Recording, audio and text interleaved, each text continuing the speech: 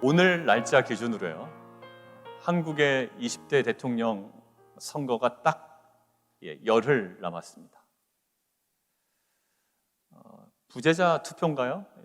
국외 선거 하는 저도 신청을 해서 지난 수요일에 투표를 하고 왔습니다. 정말 누구를 찍어야 될지 모르겠더군요. 그래도 한 명은 찍어야 되겠기에 꾹 누르고 왔습니다. 여러분들, 선거 때만 되면 여러 가지 이슈들이 등장합니다. 그 중에 하나가 여러 가지가 있겠습니다만 후보자의 그 종교도 관심거리 중에 하나입니다. 기독교냐, 불교냐, 천주교냐, 무속신앙이냐, 여러 가지 많은 관심이 있습니다. 여러분들, 선거운동 기간에 자신의 종교색을 명확하게 드러내지 않는 후보자들이 많습니다.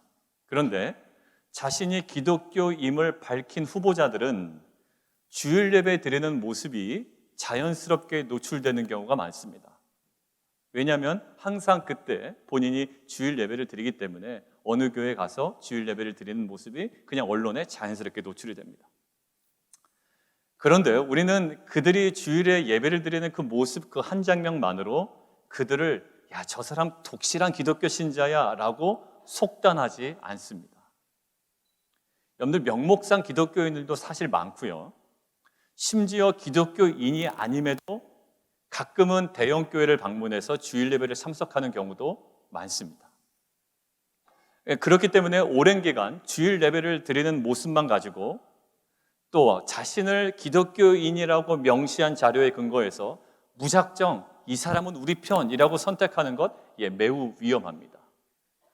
그래서 유권자들은요, 후보자의 눈에 보이는 그 현상, 주일 예배를 드리는 모습, 또 어느 표에 드러난 그 사람의 종교, 이런 현상보다 그 후보자의 사실 실상을 분별할 수 있어야 합니다. 이것은요, 사실 우리의 일상 가운데도 마찬가지예요. 갓난아이들이 웁니다. 갓난아이들이 우는 것은요, 하나의 일종의 현상이죠. 그런데 어머니들은 유독 그 아이들이 우는 그 울음이라는 현상 속에 아이들의 실상을 정확하게 그리고 세부적으로 분별해냅니다. 여러분들, 그것이 때로는 배고픔에 대한 반응일 수도 있고요, 아이의 울음이 때로는 더운 실내 온도에 대한 반응일 수도 있고요, 또한 그 아이의 울음이 특정 부위에 임한 통증으로 인한 반응일 수도 있습니다. 현상은 동일해요. 그냥 울음입니다. 그런데 그것이 실상은 여러 가지 이유가 나타날 수 있다는 거죠. 근데 부모님들은, 특별히 우리 어머니들은요, 몇 가지 명확한 기준을 가지고 그 아이들의 울음 속에 담긴 실상을 정확하게 집어냅니다. 여러분들, 이것은 우리의 신앙생활 가운데도 마찬가지예요. 우리들이 현상에만 근거하여 판단하고 선택하고 결정을 한다면 우리가 꿈꾸는 재건과 갱신의 큰 걸림돌이 될 수가 있습니다. 그래서 우리는 우리가 직면하는 여러 가지 많은 현상 속에, 다양한 현상 속에 우리는 그 속에 담겨있는 정확한 실상을 분별할 수 있어야 합니다. 오늘 본문을 보면 성전 기초공사를 마친 귀환자들이 좋은 조건의 오퍼를 받게 됩니다.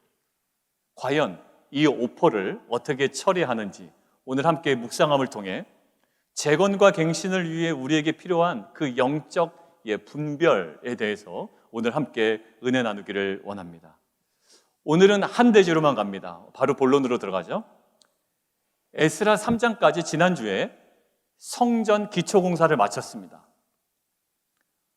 기초공사가 마쳐질 때 두 가지 반응이 있었죠. 하나는 헷세대에 대한 확신으로 찬양이 회복됩니다. 근데 그와 정반대되는 모습처럼 보이는 온전함에 대한 이 애통함이 혼재해 있죠. 그러니까 찬양과 그다음에 대성통곡하는 이 애통함이 혼재해 있습니다. 이것이 재건을 위한 영적 시너지라고 지난주에 우리가 말씀을 나눴습니다. 자, 이제 기초공사 이후에 본격적인 공사를 이어가야 합니다. 그런데 그렇게 기초공사 이후에 본격적인 공사를 들어가는 그들에게 좋은 오퍼가 이제 온 거예요. 자, 그 좋은 오퍼의 내용이 무엇인지 여러분들 가지고 있는 성경책을 통해서 2절을 함께 봉독하도록 하겠습니다. 자, 2절 함께 봉독합니다. 시작. 스룹바벨과 족장들에게 나와 이르되 우리도 너희와 함께 건축하게 하라. 우리도 너희같이 너희 하나님을 찾노라. 아수르 왕 에살핫돈이 우리를 이리로 오게 한 날부터 우리가 하나님께 제사를 드리노라 하니. 여러분들, 지금 오퍼를 제공한 자들은 누구냐면 아수르 왕을 통해서 북이스라엘이 멸망당할 때 이스라엘 땅으로 강제로 이주되어 그곳에 거주하던 이방 백성들입니다. 누구라고요? 이방 백성들. 근데 왜 왔다고요? 거기에 살던 사람들이 다른 곳으로 이주되고 그곳을 빈 곳으로 두지 아니하고 이방 백성을 아수르 왕이 강제로 이주를 시킨 겁니다. 그리고 70년 동안 그곳에서 살았던 사람들이. 근데 이스라엘 백성은 이제 포로로 끌려갔고요. 그곳에 누가? 이 사람들이 계속 살고 있었던 겁니다. 그 사람들이 오퍼를 내는 거예요. 근데 오퍼의 내용이 그렇게 나쁘지 않습니다. 내용은 이거예요. 우리들이 너희들의 건축을 돕겠다, 함께 하겠다라는 거예요. 그리고 자신들의 정체성을 드러내는데 뭐라고 얘기하냐면 자신들도 하나님을 찾는 사람들이다, 하나님께 제사를 드리고 있는 사람들이다라는 것들을 유독 강조하죠. 우리들도 하나님을 찾아, 그리고 우리들도 하나님께 제사해.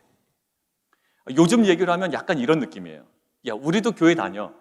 그리고 우리도 매일 주일마다 주일 예배를 드려. 그러니까 뭐 하자? 성전 건축 함께 하자라는 거예요. 여러분들, 에스라 2장에 우리가 확인했지만 귀환한 무리의 숫자가 그렇게 많지 않습니다.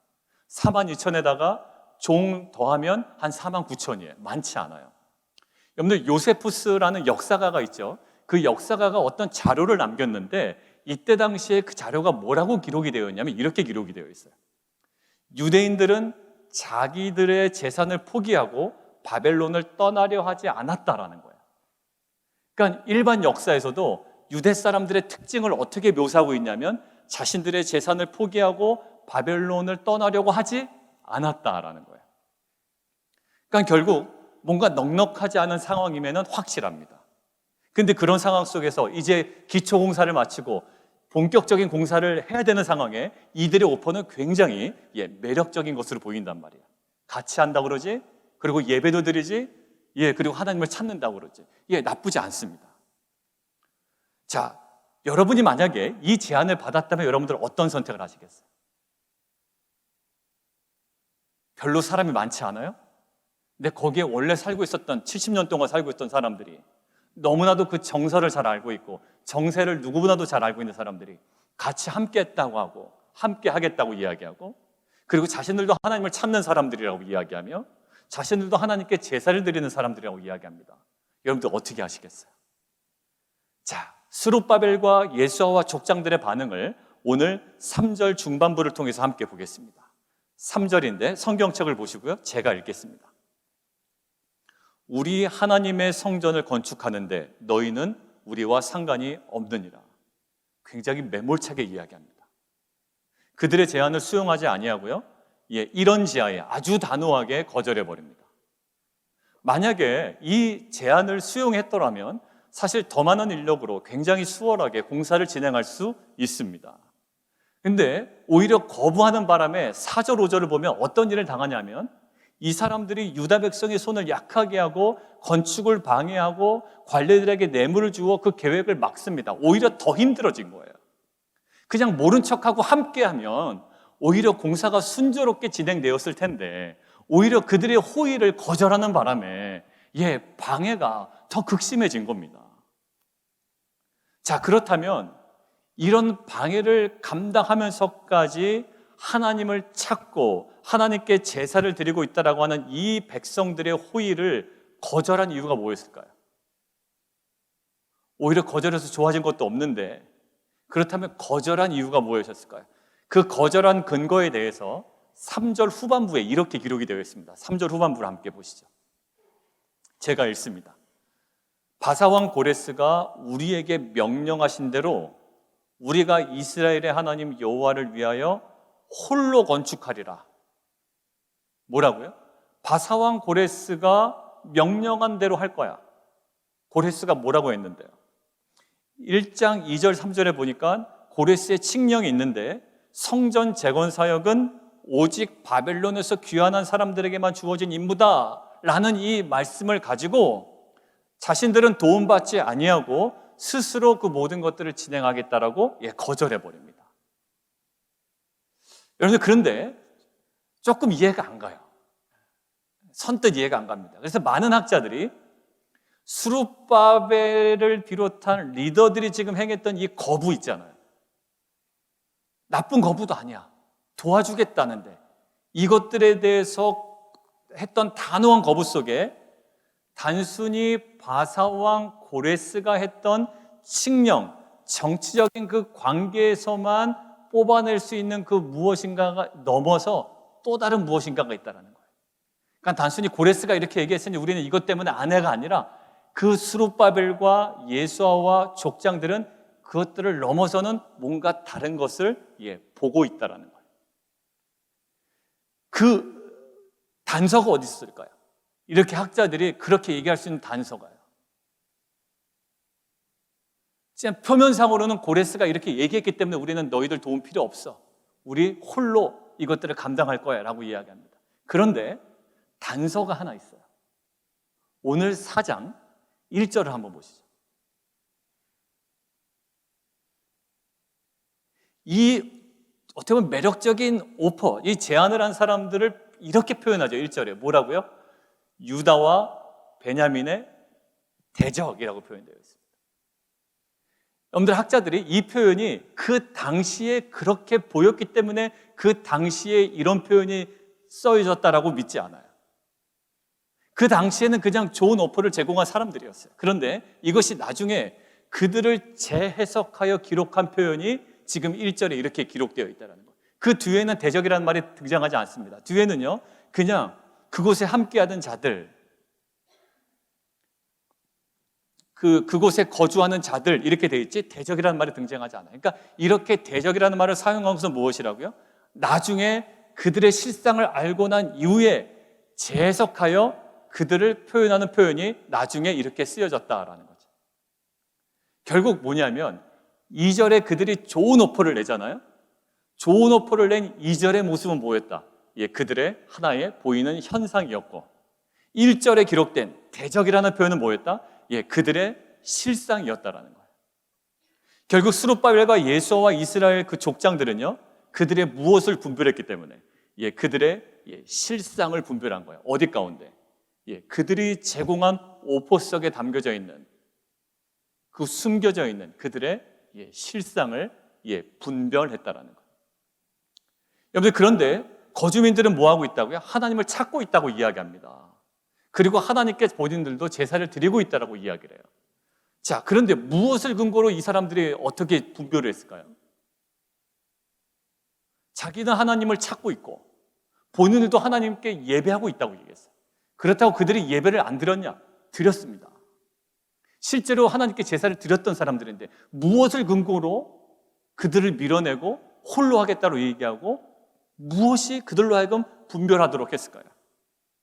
그들이 실상을 분별할 수 있는 힌트가 2절에 있습니다. 2절에 이런 표현이 있어요. 이 좋은 오퍼를 제공한 이 사람들이 뭐라고 자신들을 소개하냐면 아수르 왕 에살핫돈이 우리를 이리로 오게 했다라고 얘기합니다. 자신들은 어떤 사람들이라고요? 아수르 왕 에살핫돈이 자신들을 일로 보낸 사람들이라는 거예요. 아까 말씀드렸죠. 북이스라엘이 아수르에게 정복당합니다. 722년에 망하잖아요. 근데 그 즈음에 아수르가 북이스라엘을 다루는 방식이 있어요. 그것이 어떤 방식으로 다루냐면 열왕기하 17장에서 확인할 수가 있습니다. 한번 보실까요? 같이 한번 읽습니다. 자, 시작.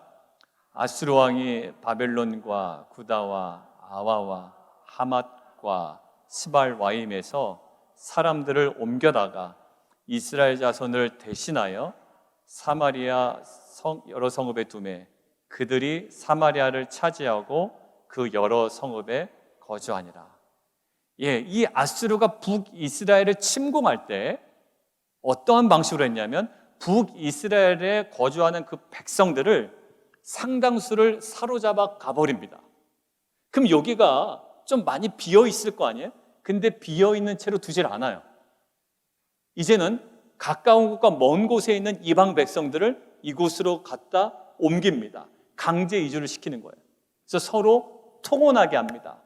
그래서 이 사마리아의 뭐가 그들의 정체성이 흔들리게 되었고, 나중에 이 유대인들이 사마리아 사람들을 취급하지 않게 되는 계기가 이 아수르의 식민 정책 때문에 이렇게 된 거예요.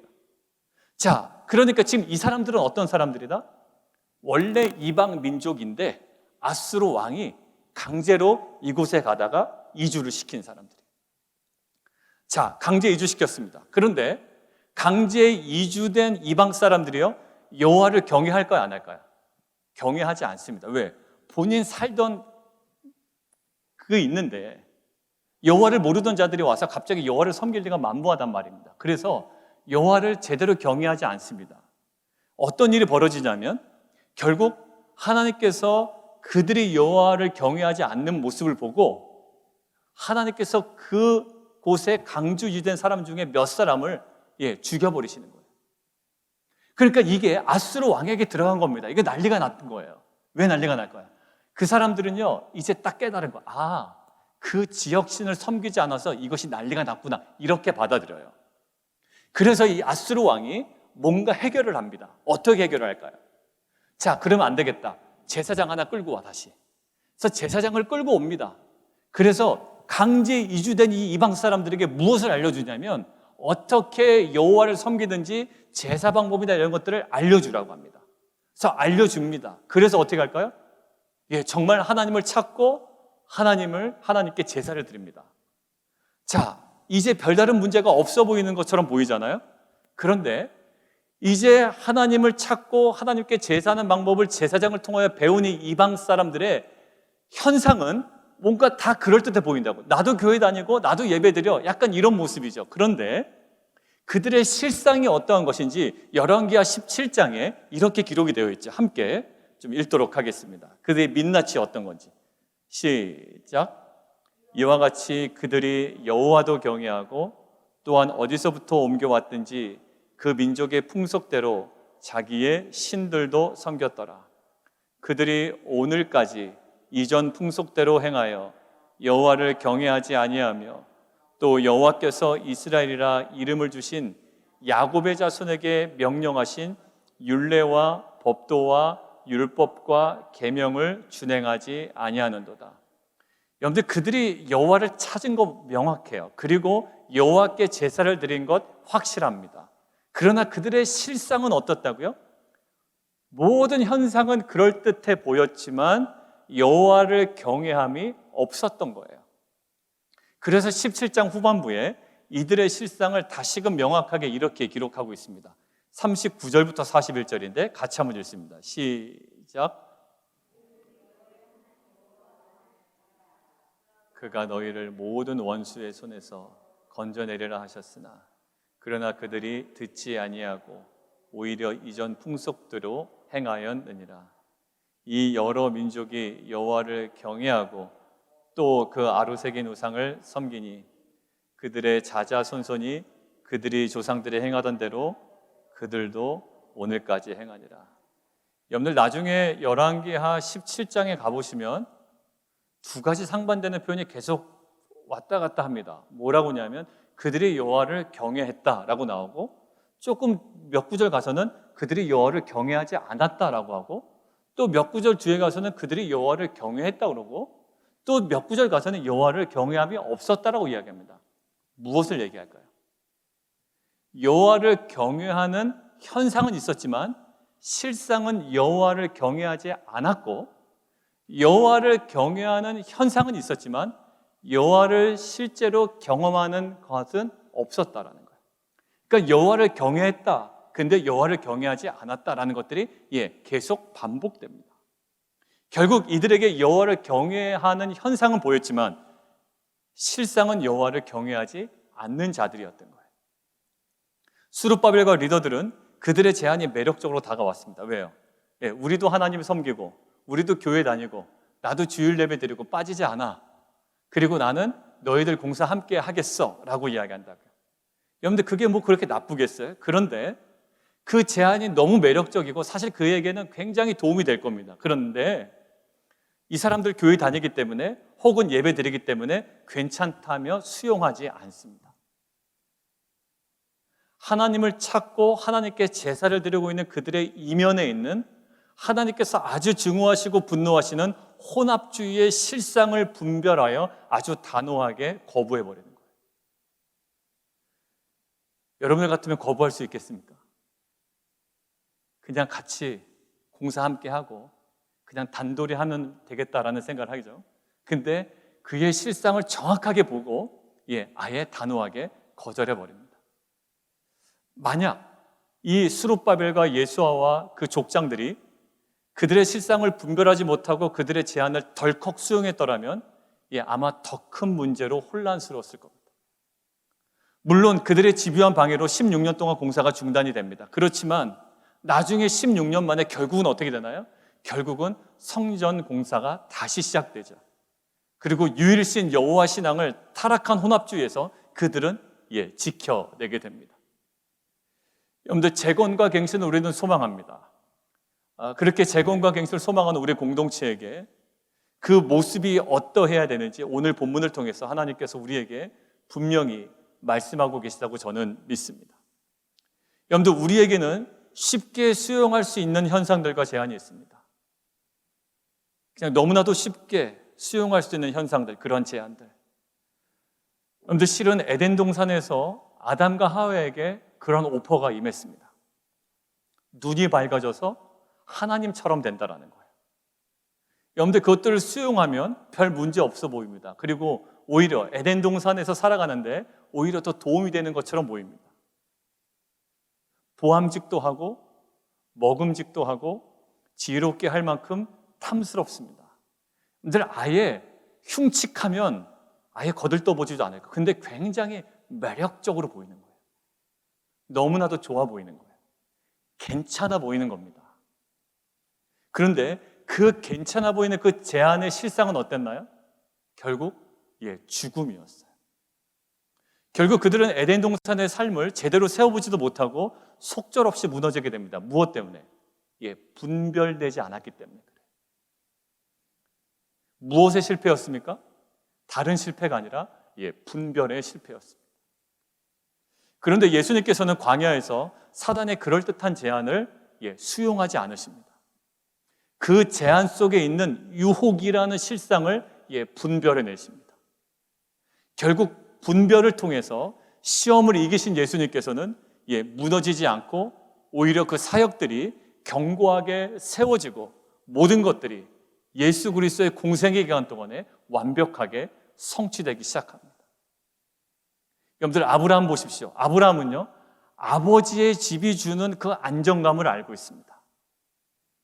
그런데 아버지의 집, 그 고향에 주는 안정감을 취하지 않고 그 우상 숭배라는 실상을 그곳에서 분별해냅니다. 그래서 떠나게 되는 거예요. 여러분들, 안정감이 있죠. 여러분들, 적당히 우리가 타협하면 사실 거기서 얻을 만한 것들이 많습니다. 근데 아브라함은 그 아버지의 집, 그 고향 땅에서 주는 안정감보다 그 땅에 만연한 우상 숭배라는 실상을 깨닫고 분별하고 그곳에 떠나게 됩니다. 그 아브라함은요, 이스마엘이라는 자신의 혈육에 대해서도 동일하게 반응하죠. 혈육으로서 미련이 있을 겁니다. 왜냐하면 첩에게 낳던 아들이지만 결국 자기 아들이라고요. 근데 결국 자신의 혈육에 대해서 동일하게 반응합니다. 혈육으로서의 미련을 두지 않아요. 오히려 정확한 분별을 통해서 그를 떠나보기로 결정합니다. 분별하죠. 여러분들, 갈라디아서 4장을 보면 이 장면을 이렇게 비유로 설명합니다. 갈라디아서 4장 우리 함께 좀 읽도록 하겠습니다. 시작. 너희는 이삭과 같이 약속의 자녀라. 그러나 그때의 육체를 따라 난 자가 성령을 따라 난 자를 박해한 것 같이 이제도 그러하도다. 그러나 성경이 무엇을 말하느냐? 여종과 아들들을 내쫓으라. 여종의 아들이 자유에 있는 여자의 아들과 더불어 유업을 얻지 못하리라 하였느니라. 여러분들 그냥 내 아들인데 그냥 대충 같이 살 수 있잖아요. 둘이 자꾸 싸우면 싸우지 말라고 충고하고 그냥 같이 살 수 있어요. 여러분들 신앙이 거기서 사실 무너지더라고요. 나름대로 대안이 있는 겁니다. 내가 주일 예배, 성경 읽는 거, 나의 어떤 신앙생활 그냥 내가 컨트롤할 수 있는 거예요. 이 정도까지는 내가 가능한 거예요. 그냥 내가 단도리를 잘해서 그냥 이스마엘까지 내가 끼고 있을 수 있습니다. 그런데 지금 갈라디아에서 뭐라고 얘기하고 있죠? 갈라디아 성도들에게 바울이 율법의 종로로 타는 유대교에서 떠나야 된다. 이것을 무엇으로 비교해요? 그 첩의 아들이었던 이스마엘과 그 사라의 아들이었던 이 이삭과 유업을 같이 나눌 수 없다라는 거예요. 그거 명확히 분별하라는 거예요. 그래도 그냥 같이 살 수 있잖아요. 아니요, 정확하게 분별합니다. 그리고 떠나보내요. 만약 아브라함이 아버지의 집에 대한 분별 없이 그냥 머물렀다면, 그리고 아브라함이 이스마엘에 대한 분별 없이 그냥 내 피부치니까 그냥 둘이 사이좋게 지내라 이야기하고 그를 떠나보내지 못했다면, 그리고 독자 이삭에 대한 분별 없이 그를 제물로 바치지 못했다면 그는 믿음의 조상으로 온전히 세워지지 못했을 거예요. 아브라함이 믿음의 조상으로 세워지는 모든 시간, 그 모든 단계마다 무엇이 있었죠? 정확한 분별이 있었고 분별된 그곳으로부터의 떠남이 있었습니다. 고향에서 떠났고요, 이스마엘을 떠나 보냈고요, 그 다음에 이삭을 하나님께 떠나 보냅니다. 바칩니다. 결국 그 모든 과정을 통해서 하나님께서 뭐라고 얘기하실까요? 이삭을 바쳤을 때, 정확한 분별을 통해 하나님께 드렸을 때 하나님께서 이렇게 얘기하십니다. 내가 이제야 독자 이삭을 아끼지 아니하였은즉 네가 하나님 경외하는 것을 알겠다라는 거예요. 그의 실상이 드러난 겁니다. 여러분들 오늘 이 좋은 오퍼를 낸 사람들의 실상이 뭐였다고요? 하나님을 경외하는 것처럼 보이지만 하나님을 경외하지 않는 자였어요. 그런데 아브라함은 정확한 분별을 통해 고향을 떠납니다. 정확한 분별을 통해 애써 그냥 대충 같이 살지 아니하고 이스마엘을 떠나보내고 이삭을 하나님께 바칩니다. 그로 인하여 하나님을 경외하는 줄을 알겠다라는 평가와 함께 결국 믿음의 사람으로 그는 세워져 갑니다. 무엇을 통해? 분별을 통해. 여러분들 우리는 분별이 안 되면 어떻게 될까요? 그냥 우리 안에 내 나름대로의 타협을 하기 쉽습니다.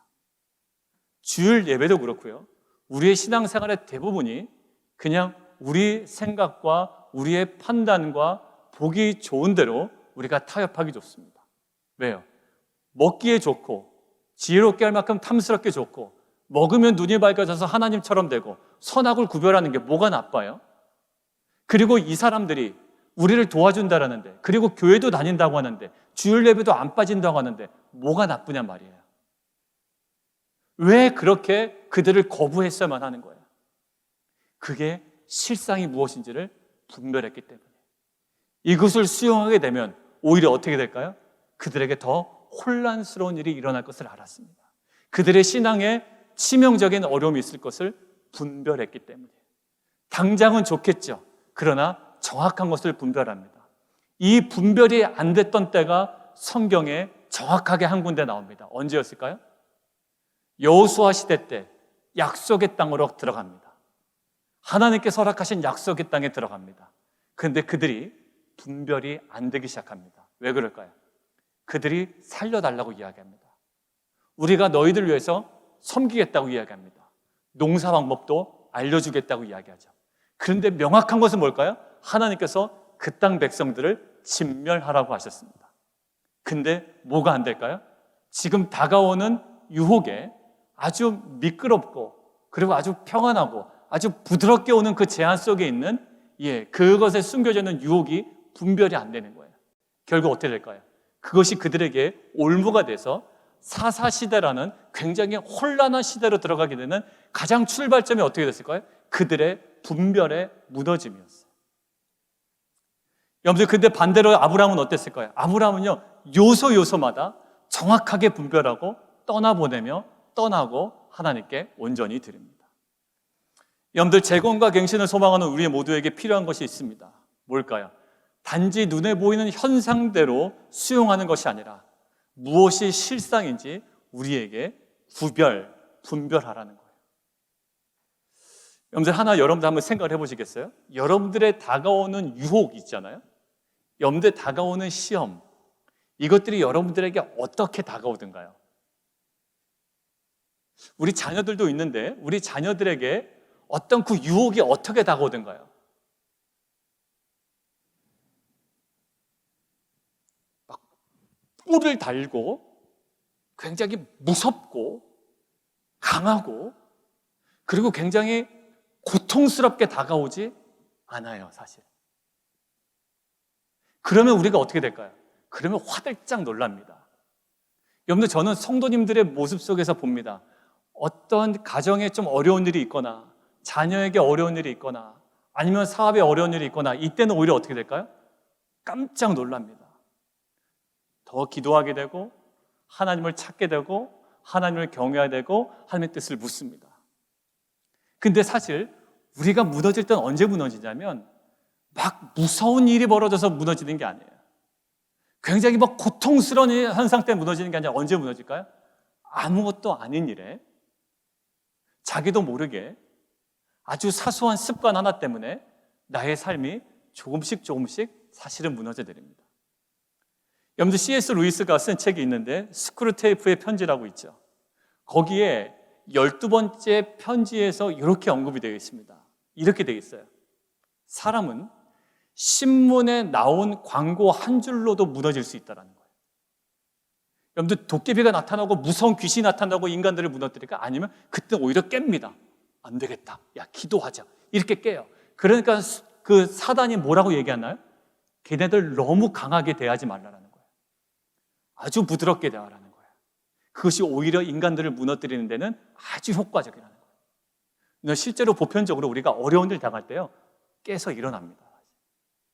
근데 뭐하나? 신문 광고 하나만으로도 그곳에 눈길을 가면 사실 거기서도 인간은 무너져 내리게 되어 있다는 거예요. 작은 시선 처리 하나만으로도 인간은 무너져 내린다는 거예요. 어디서 우리는 그것을 볼 수 있을까요? 다윗은요, 언제 무너져 내렸나요? 적군이 쳐들어서 무너져 내린 게 아니에요. 너무나도 평안할 때, 너무나도 여유로울 때, 잠 실컷 자고 부시시 일어나서 너무나도 개운할 때 시선 처리가 안 됐던 거예요. 너무나도 평안하고 너무나도 자연스럽고 너무나도 완만하게 임하는 거예요. 근데 그 시선 처리 하나 잘못되는 바람에 어떻게 될까요? 다윗의 갑자기 인생이 뒤바뀌기 시작합니다. 여러분들, 스크루테이프의 편지에 이 얘기해요.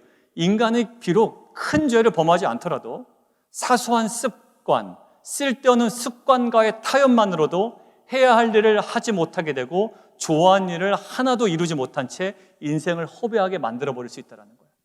여러분들, 자녀들 마찬가지입니다. 여러분들, 자녀들이 큰 죄를 지어서 뭐가 문제가 생기는 게 아니에요. 실제로 어느 부분에서 무너질까요?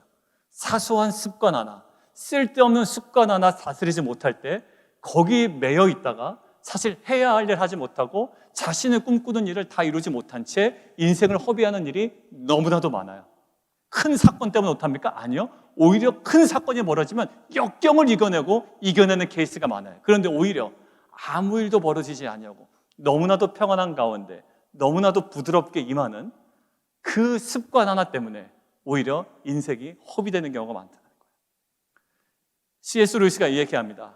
결국 인간이 무너지는 길은 사실 가장 안전해 보이고 가장 좋아 보이고 경사도 완만하고 걷기 쉬운 길에서 무너진다는 거예요. 바로 다윗이 그랬잖아요. 그런데 분별 없이, 왜? 안전해 보이고 경사도 완만하고 걷기 쉽고 이 사람들이 우리를 돕는다고 하고 예배도 드린다고 하고 교회도 다닌다고 하니 너무나도 완만해 보이니 분별 없이 그 길을 따라가다 보면 어느새 재고는 온데간데 없고 속절없이 무너지는 자신의 모습을 보게 된다는 거예요. 그래서 스크루테이프 편지에서 이 사단의 대장은 이렇게 얘기합니다. 절대 그들에게 고난과 어려운 일 주지 말라라는 거예요. 이때 우리에게 필요한 것은 뭘까요? 너무나도 완만하고 분별 없이 안전해 보이고 경사도 완만하고 걷기 쉬운 그 지점에서 우리에게 필요한 것은요, 그 실상을 볼 수 있는 분별인 거예요. 오늘 말씀을 좀 정리하도록 하겠습니다. 오늘 수룹바벨과 리더들은 거주민들의 매력적인 제안을 단호하게 거절합니다. 왜냐하면 그 제안 속에 있는 실상을 보았기 때문이에요. 우리가 1월에 아이덴티티와 인테그리티라는 제목으로 말씀을 나눌 때도 이스라엘 백성에게 보였던 모습이 있습니다. 어떤 모습일까요? 분별의 모습이었어요. 제사장 계보에서 이름을 찾을 수 없는 사람들이 나타나는 겁니다. 그런데 그들의 주장을 그대로 수용하지 않아요. 이름을 다 찾아보는데 이름이 나오지가 않는 겁니다. 그래서 어떻게 하죠? 아이덴티티와 그 인테그리티를 위해서 제사장 직분을 행하지 못하게 막습니다. 중단시키는 거예요. 다시 한번 얘기합니다. 그들은 뭐 했다고요? 아이덴티티, 정체성을 지키기 위한 분별을 통해 렐레번스, 그 상관성을 포기해버린 것이라고 이야기합니다. 여러분들, 근데 반대로 아까 사사기에서 뭐였죠? 사사기에는 분별에 실패했던 거예요. 그 렐레번스, 그 상관성, 그들과의 관계 속에서 누릴 수 있는 것들이 많단 말입니다. 그 상관성을 위해서 뭐를 포기해버렸죠? 아이덴티티를 포기해버리는 거예요. 뭐가 안 돼? 분별이 안 되기 때문에 그래요. 여러분들, 이것들은요, 왜 분별이 안 될까요? 너무 완만하고 안전해 보이고 매력적으로 보입니다. 그리고 우리에게 유익도 된단 말이에요. 여러분들, 이것들을 우리가 잡아야 되는 것인지 거절해야 되는 것인지 우리가 느낌으로 몰라요. 이것들의 실상을 정확하게 보지 못하면 우리는 성큼 잡아버립니다. 근데 그 잡아버린 그 이후에 그 사사기의 혼란의 시기가 왔고, 가장 완만하고 평안하고 정말로 부담이 없을 때 시선 처리 하나 분별이 잘 안 되니까 결국 다윗이 인생이 와르르 무너지기 시작하는 거예요. 여러분들, 우리 안에 세상 살아가는데 너무 많은 것들이 있습니다. 많은 현상들이 있어요. 근데 오늘 하나님께서 진정한 재건과 갱신을 위해서 우리에게 말씀하시는 거예요. 눈에 보이는 거 다 좋아 보여요. 그렇지만 우리에게 말씀하십니다. 그 어떤 그 렐레번스, 그 상관성에 의해서, 나와의 어떤 관계성에 의해서 내가 그것들을 택하는 것이 아니라 분명한 거예요. 그때 우리 1월에 같이 묵상한 것도 아이덴티티, 정확한 정체성을 위해서 그 상관성을 과감하게 포기하는 겁니다. 무엇에 대한 분별? 정확한 실상에 대한 분별을 통해서만 이것이 우리 가운데 가능한 거예요. 결국 그들은 어떻게 될까요? 단순한 건물이 아닌 순수한 신앙을 재건해 가게 되었습니다. 목사님, 제가 어떻게 하는 게 좋을까요? 사실 여러분, 오늘 설교에서 여러분도 아마 궁금한 게, 저도 궁금했어요.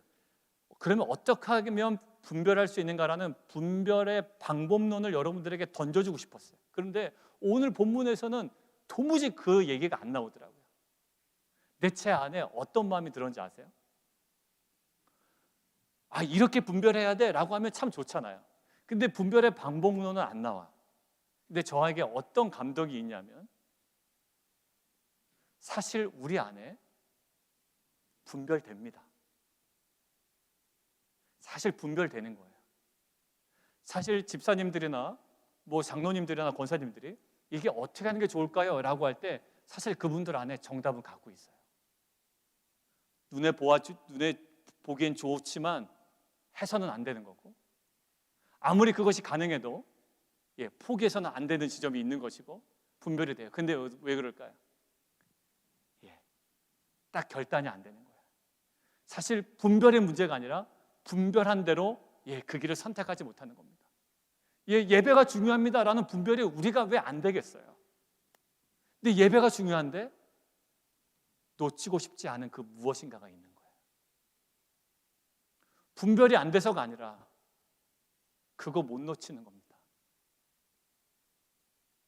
하나님이 온 만물을 다스리시고 너무나도 광범위하게 모든 것들을 통치하시고 다스리신다는 그 하나님 나라 통치하심에 대한 확신으로 뭐 하라고? 염려하지 말라라고 이야기하는데도 사실 뭘까요? 그거 놓치기 어려운 거예요. 결국 그런 식으로 계속 가다가는 실상이 어떤지를 알매도 불구하고 결국 못 가는 겁니다. 그러니까 하나님께서 저에게 오늘 뭐라고 말씀하시냐면, 분별에 대한 방법론 중요하지 않다. 너희들 잘 알고 있다라는 거예요. 근데 분별한 대로 가지 못해. 근데 오늘 어땠나요? 스룹바벨과 예수아와 그 족장들은 어떻게 분별한 그대로 단호하게 거절하고 이런 지하에 만류합니다. 같이 했으면 좋았겠죠? 아니요. 그것이 좋지 않다라는 실상을 안 이상 같이 할 수 없는 겁니다. 여러분들, 사랑하는 성도 여러분들, 우리는 수많은 현상들을 직면해요. 그리고 현상이 주는 안정감, 효율성, 다 알고 있습니다. 그러나 그 현상 속에 있는 영적 실상을 분별하여 우리를 넘어지게 하려는 그 유혹을 철저하게 제거함을 통해 그 쟁신과 재건과 갱신의 터를 계속 쌓아나가는 저와 여러분이 되기를 주님의 이름으로 축원드립니다.